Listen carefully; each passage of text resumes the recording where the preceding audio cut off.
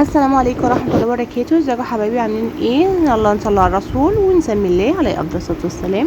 هنا بقى ايه؟ خليط الكيكة بالبرتقال، كل حاجة فيها وسكرها كله في قلب الكيس ده، لكن احنا هنضيف مكونين اتنين بس وهتطلع هشة وبسم الله ما شاء الله اللهم بارك. لكن لازم تستعملي زيت يكون نظيف، تمام؟ ما يكونش زيت تموين علشان الكيكة تبقى ناجحة معاكي. وهنا بقى هنضيف المكونين على بعض وهنقلبهم كويس. لكن انا هضيف بقى مكون من عندي للبيض، فانيليا. الفانيليا دي بتضيع ريحه الزفاره، علشان وانتي تاكلي كيكه ما يبقاش ريحه زفاره كده متواجده يعني. البيض يا بنات لازم يكون بدرجه حراره المطبخ علشان الكيكه تبقى ناجحه معاكي. تمام يا بنات لحد كده. وتعالوا بقى ايه اقول لكم، الكيكه طلعت جميله جدا جدا يا بنات، ودخلتها الفرن وطلعت هشه وهتشوفها في اخر الفيديو. بس اتفرجوا على الفيديو للاخر ما تجروش، عشان في كلمتين كده عايزه اتكلم معاكم فيها.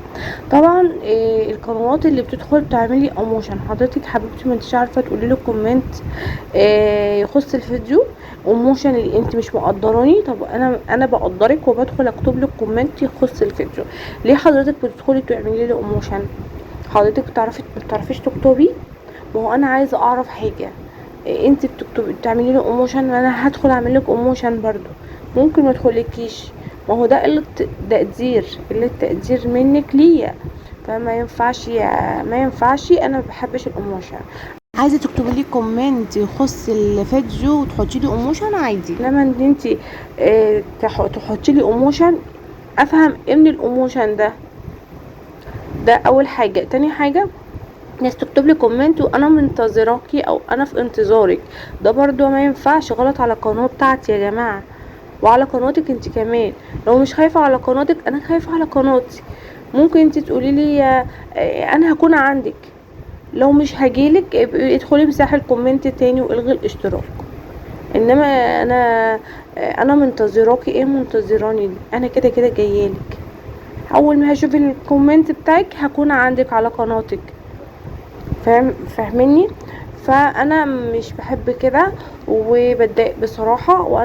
انا حبيت ان انا ابص الحاجه اللي بتضايقني بطلع اقولها، علشان خاطر ما بحبش ان انا اسكت على حاجه كده. اصل حاجات بتتكرر، يا ريتها مره وبتعدي، لا بتتكرر.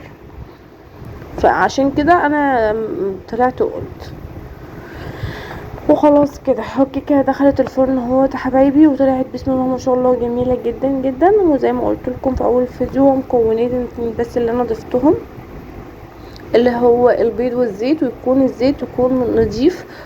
وخلاص على كده. والكيكه دخلت على الفرن على درجة حرارة 180 وطلعتها، سقيتها لبن كده، طعمها خطير جدا والله يا بنات، جربوها ومش هتندموا. وسهلة جدا يعني، بدل ما ايه احنا عملناها كده وعملناها كده، فانا قلت اجربها معاكم. وانا لاول مرة بصراحة كنت اجيبها، فقلت اصور تشوفوا النتيجة ايه في الاخر. خلاص تمام.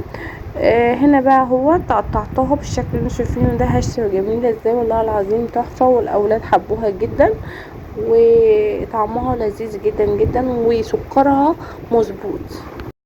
هنا خلاص كده زي ما شفتوا كده، ومش لازقه خالص في الصينيه. انا حطيت نقطه زيت في الصينيه يا بنات، علشان برضو انا نسيت اقول لكم، ورشيتها بالدقيق كده. وقمت ضفت الخليط بتاعي. مش لازقه في الصينيه، بسم الله ما شاء الله. بوريكم اهو طلعت قطعه في ايدي اهيت، وهوريكم برضو بقيه الكيكه برضو تحفه. انا عايزه اقول لكم انها كانت تحفه بصراحه، والله العظيم جميله جدا. يعني انا ما ندمتش ان انا جبتها، انا قلت اجيبها واجربها واوريكم. بصوا طلعت لكم الكيكه كلها عشان اعرفكم ان هي مش لازقه في الصينيه. رشه الدقيق والزيت اللي في الصينيه دي بتخلي الكيكه ما تلزقش وبتطلع. وممكن تضيفيها على صينيه، تعملي لها بقى تحط يعني. انا كنت ممكن احط لهم شوكولاته على الوش وكده، بس هم عايزينها ساده. وخلاص الفيديو خلص معايا، ومع الف سلامه، باي باي.